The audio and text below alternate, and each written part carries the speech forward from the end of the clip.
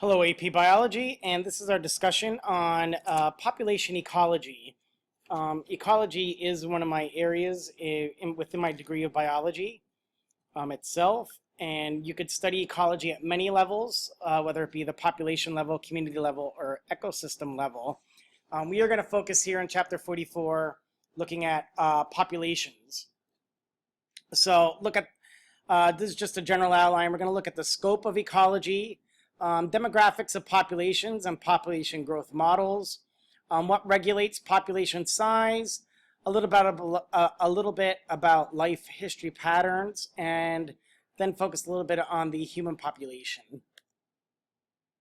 Ecology itself, the term ecology comes from the Greek word oikos, which means house.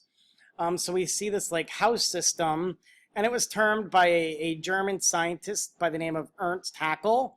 Ecology itself is the study of the interactions of organisms among all organisms and their physical environment. So how do organisms interact with each other, and how they interact with their non-living physical environment. Ultimately, when we think of ecology, often we try to associate it with environmental science or environmentalism, but it is not very, ecology itself is not synonymous to environmental science, environmentalism, natural history. It actually has a greater relationship or more of a relationship to the areas of evolutionary biology, genetics, or animal behavior, ethology. So in studying ecology, those fields have more of a play in the study itself than for, say, environmentalism, environmental science, environmental studies, and natural history.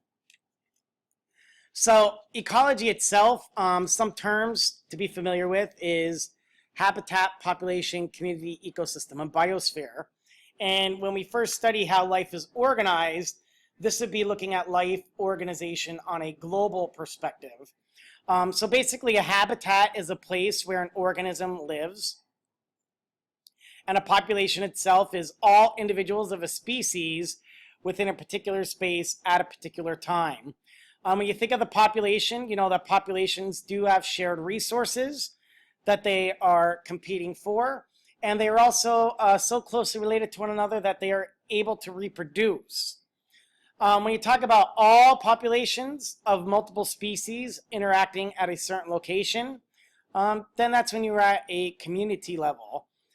For example, if you think of the coral reef, a coral reef has many different populations of fishes. You have cnidarians in there, which are stinging-celled animals. So your corals, your jellyfish. You also have worms and nudibranchs. So all those populations come together to create the coral reef community. When you have that community then interacting with the environment, so the biotic components are going to interact with the abiotic components, that's when you're looking at the ecosystem itself. Sunlight is a variable in an ecosystem. So in the coral reef, you do have light that will penetrate in, but for, say, in the ocean deep, you don't have light penetrating into the ocean deep. So sunlight is a variable component there for that particular ecosystem, and light energy itself would be a physical influence there on that particular ecosystem. And then ecosystems come together to make up the biosphere. And the biosphere ultimately is the zone where the Earth's soil, water, and air come together to have life, or where organisms are found. We did that with a Venn diagram where you have the geosphere, hydrosphere, and the atmosphere, and then right in the center where they meet is where you have the biosphere. And you know that life itself exists so far into the atmosphere and so far into the ocean deep. To be honest, we know more about the surface of the moon than we know about our oceans. So we speculate that there isn't much life in the deep, deep, deep ocean, such as in the Marianas Trench. But we don't know that because we haven't really explored much about the ocean. So there could be life down there. So modern ecology is not just descriptive, it is predictive. So based on our facts and what we find, we could predict things about, and our whole focus here would be populations. So here are the ecological levels, as we just discussed. So you have the organism itself creating the population, which come together to form the community, and then ultimately you have the ecosystem. And down below you could see what a coral reef community would look like.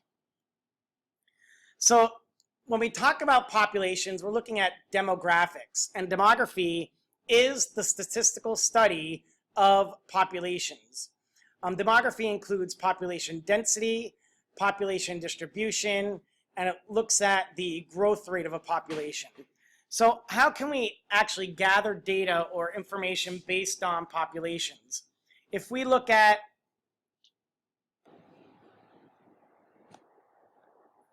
I apologize for that. I was interrupted. So demography itself is the statistical study of a population.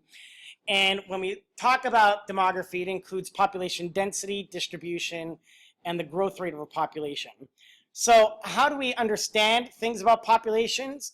Scientists will do what you call mark, capture, and recapture studies, and ultimately when you set up a mark, recapture, and capture study, there are 5 components of doing a study of such.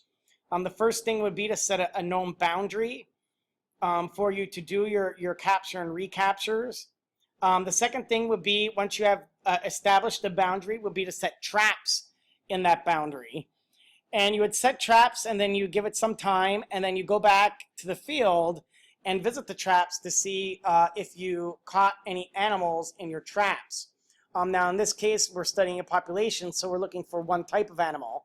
So we could be discussing or looking at the population size of white-tailed rabbits in Pennsylvania, in a certain area of Pennsylvania.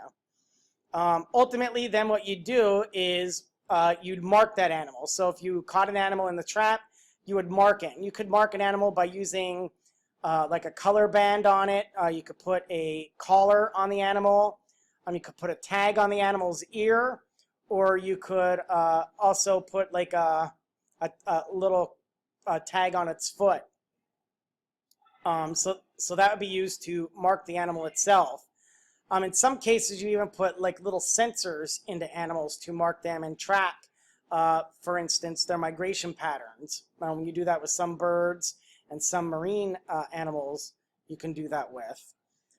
So ultimately then you would release those animals back into the wild, and then you'd reset the traps and then wait for another period of time, and you go back and see what you recaptured. And from that, then you would decide, based on what you've caught and then recaptured, or maybe you caught new animal of the population in the traps, you can make judgments using an equation on estimated population size. So you could do basically what that would equal is the number of caught would equal the number of recaptured in the second catch divided by the total number in the second catch equals the number of marked in the first catch divided by the total population. Or simply put, you could say that, if I go in here really quick, you could say that n is equal to the number that will be marked in the first catch times the total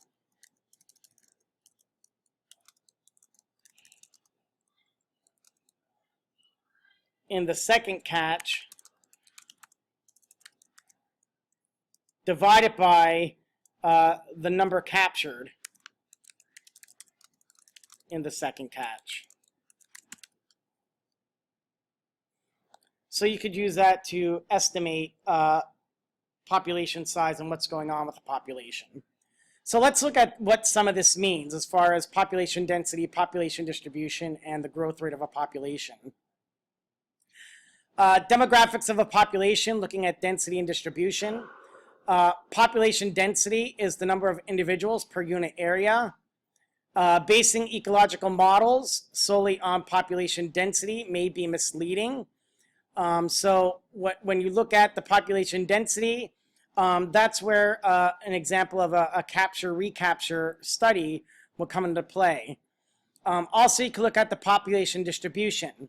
So the population distribution is going to study the pattern of dispersal of individuals across that given area or region. Ultimately, these two things do have a role or do have a relationship to what limiting factors are. And limiting factors are going to be any environmental aspects that are going to determine where an organism would live. If that is plentiful, then the organism would thrive there. If it's not plentiful, then the organism, of course, would be not in so much greater abundance, and its reproductive success would be limited. So limiting factors, the example there is that trout live in cool mountain streams where the oxygen content is high, but carp, on the other hand, can tolerate lower oxygen concentration, and they'll live in rivers near coastal systems where it might be a little bit warmer. When we go out and we'll do our study, the colder the water, the more dissolved oxygen that the water can hold. And as the water heats up, it loses some of that dissolved oxygen ability. So dissolved oxygen, of course, living organisms in water need dissolved oxygen to breathe via their gills. So 3 descriptions are used to characterize the patterns seen then with population distribution. You could have a clumped, random, or uniform distribution of organisms within a given area. So distribution patterns are not necessarily constant. They can change. For example, if you look at a study of desert shrubs, so I apologize again, I was interrupted, but distribution patterns need to be do not need to be constant.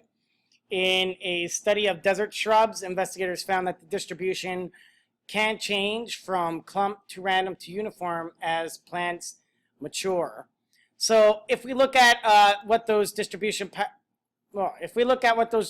patterns look like, here you can see the dispersal of this particular organism, what that dispersal looks like, or distribution looks like of them.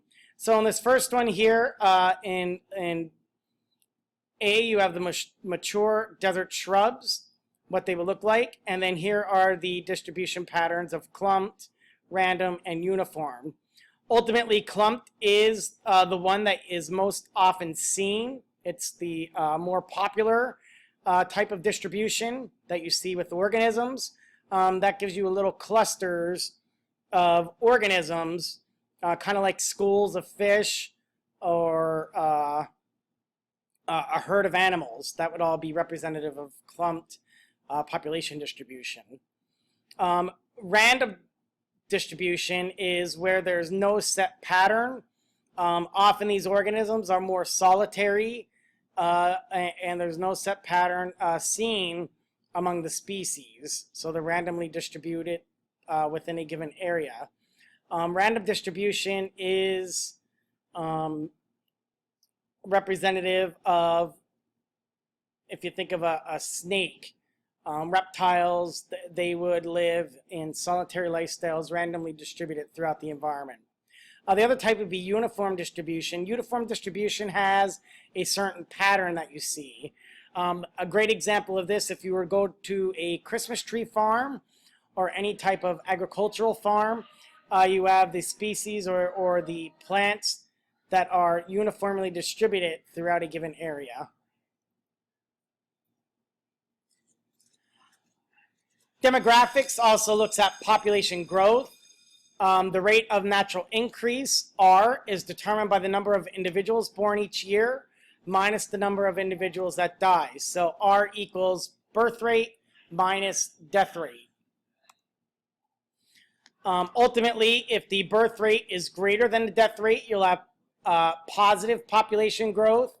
If the death rate is greater than the birth rate, then you'll have a negative population growth. If the birth rate is equal to the death rate, then you have a population that is stable and therefore would be 0. So population growth does depend on biotic potential, and the biotic potential is the maximum rate of natural increase for a particular population. It depends on factors that are going to influence the population's reproduction success.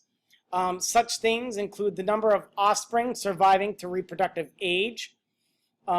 So at which age has the organism matured enough to be capable of producing offspring. It also relates to the amount of competition within the population, competition for resources, such as food, space, lighting, depending on if you're a plant, that would be competing for light. It also depends on the age of and the number of reproductive opportunities that are available to ensure the survival of the species. And it also looks at the presence of disease and predators that are given within the particular region. So biotic potential does depend and influence the population reproduction. So here you can look at two types of organisms and their biotic potential.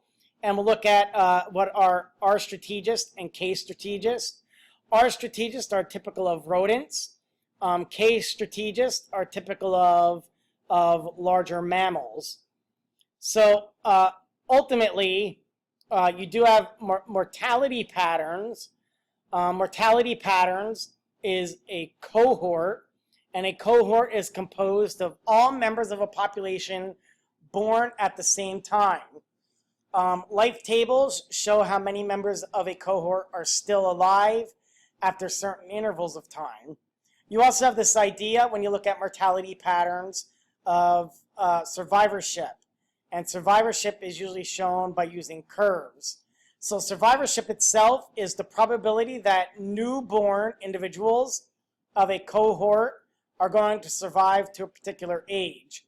And often there are three types of survivorship curves.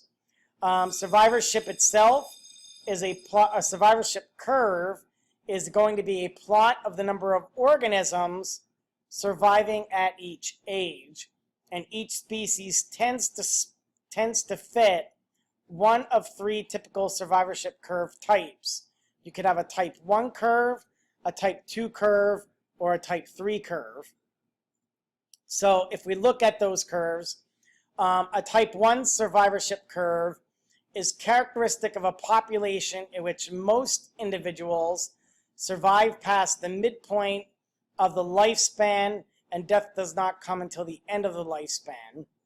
In a type 2 survivorship curve, death is going to be linear over time. So death is going to be unrelated to age. And in type 3 survivorship curves, it's typical of a population with most individuals die very young. So if we look at that, this is also going to relate to R. strategist and K. strategist, which I talked about, and we'll get into that a little bit more detail. But here's an example of survivorship curves. So here you see death occurs after a midpoint. Ultimately, what happens is here are the number of species that survive. Here's the percent lifespan. Ultimately, as you get older, you see that the number of individuals surviving drastically decreases. In a type 2 curve, you see that death is unrelated to age. And in a type 3 curve, right here, you can see that death comes very early on. So representative of that, here you have population of bluegrass. As time goes on, you do see that the population and the death of the bluegrass does decline. Insects are very typical of a type 3 curve. Rodents, when you think of jellyfish, they're all examples of type 3 curves. You have a lot of offspring initially, but a lot of those offspring are going to die at a very early age and may not live to have the ability to reproduce. But as time goes on, you do see that the population declines very much. When you look at reptiles like lizards, you see that their particular death rate, so the number of surviving through time, does not necessarily depend on their lifespan or time itself. Ultimately, then, this will bring us to our next topic, which is age distribution. And we'll go from age distribution and get a little bit more into detail into what R strategists and K strategists are. I'm going to stop there for today. I thank you for listening in on our lecture 1 of population dynamics. We should be able to finish this in one more lecture, and then we'll be done with chapter 44. Thank you, everyone, and enjoy your day.